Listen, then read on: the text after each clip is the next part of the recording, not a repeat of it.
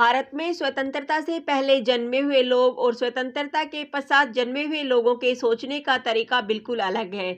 21वीं शताब्दी के लोगों के सोचने का तरीका बिल्कुल अलग और आधुनिक ख्याल के हैं। विभिन्न युगों में पैदा हुए लोगों के सोच एक दूसरे से भिन्न होते हैं। दुनिया तेजी से बदल रही है और इस प्रकार अलग अलग समय में पैदा हुए लोगों के रहन सहन के बीच अंतर होना स्वाभाविक है।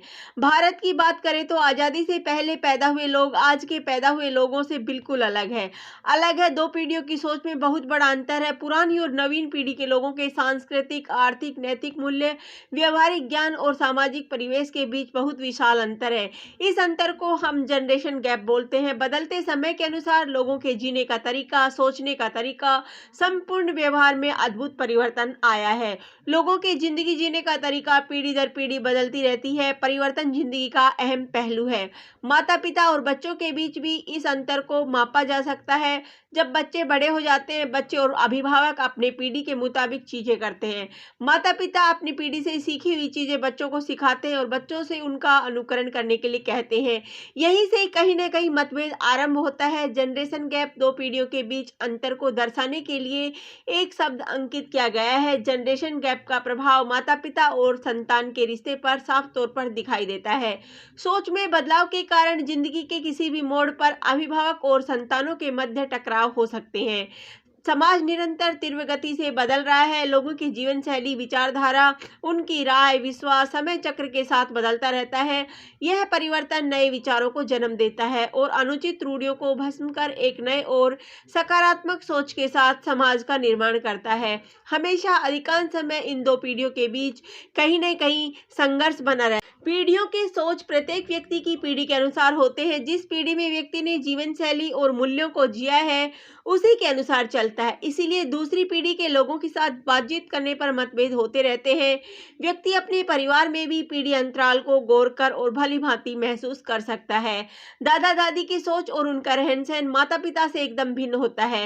एक ही विषय पर दोनों के विचार अलग हो सकते हैं, इसमें कोई संदेह नहीं है। इसी परिवर्तन और फेरबदल को हम पीढ़ी अंतराल अर्थात जनरेशन गैप कहते हैं।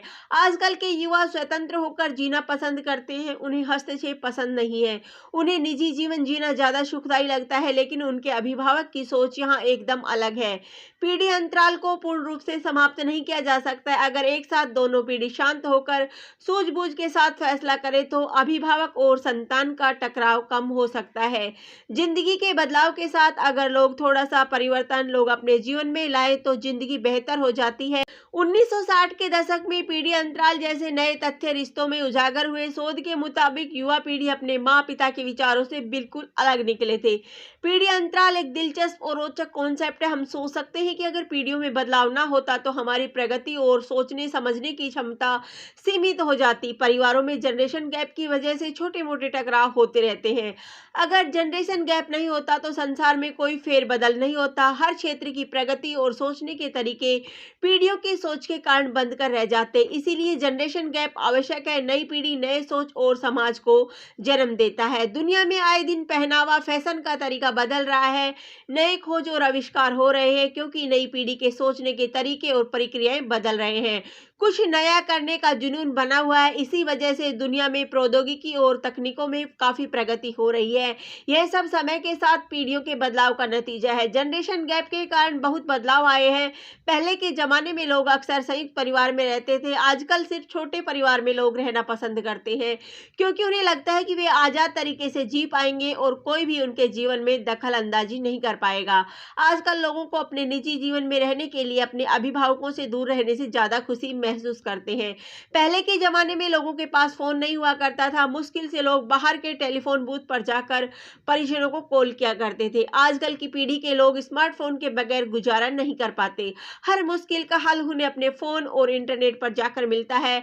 आजकल की पीढ़ी के पास अपनों के लिए ज्यादा वक्त नहीं है। पहले के जमाने में यह उपकरण नहीं थे, इसलिए के लोग ज़्यादातर समय अपने परिवार के लोगों के साथ व्यतीत करते थे। आजकल का फैशन और पहनावे का तरीका बदल गया है। आजकल के लोग सजावट की दुनिया में खोए रहते हैं। पहले के ज़माने में सादगी होती थी और पारंपरिक पोशाक और आभूषण लोग पहनते थे। पहले लोग अपने मित्रों और परिजनों के साथ सुख-दुख की बातें करते थे, मगर आज की पीढ़ी को पार्टी, पिकनिक से ज़्यादा लगाव है। निष्कर्ष, पीढ़ियों के इस अंतर को व्यक्ति समझ और स्वीकृति के साथ संभाल सकता है। एक पीढ़ी के लोग दूसरी पीढ़ी के लोगों से बहुत अलग होते हैं, जो स्वाभाविक है। लेकिन समस्या तब उत्पन्न होती है जब विभिन्न पीढ़ियों के लोग अपने विचारों और विश्वासों को दूसरों पर थोपने की कोशिश करते हैं और इसी के कारण रिश्तों में तनाव उत्पन्न हो सकता है। इसीलिए पुरानी पीढ़ी और नई पीढ़ी के लोग एक दूसरे की सोच और फैसलों का सम्मान करें और एक दूसरे की सोच को स्वीकार करें, तब मतभेद नहीं होगा। धन्यवाद। जय हिंद।